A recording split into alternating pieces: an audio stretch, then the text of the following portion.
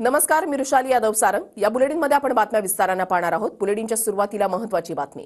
फडणवीस सरकारचा मंत्रिमंडळ विस्तार नागपूर अधिवेशनाआधी 11 किंवा 12 तारखेला होण्याची शक्यता आहे।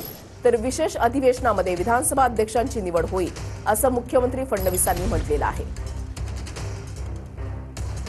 भाजपचे 11 ते 12 मंत्री शपथ घेण्याची शक्यता आहे अशी सूत्रांची माहिती आहे। शिंदेच्या शिवसेनेचे 9 ते 10 मंत्री शपथ घेण्याची शक्यता आहे। किती मंत्री शपथ घेणार यावर 2 दिवसांमध्ये निर्णय होणार अशी माहिती सूत्रांकडून मिळते। विधानसभा अध्यक्षांची निवड विशेष अधिवेशनामध्ये होणार अशी माहिती फडणवीस यांच्याकडून देण्यात आली आहे। उद्यापासून विशेष अधिवेशन होत आहे। विधानसभा सदस्यांना शपथ दिली जाणार आहे। उद्या तसंच 8 आणि 9 तारखेला मुंबईतल्या अधिवेशनामध्ये शपथविधी पार पडेल।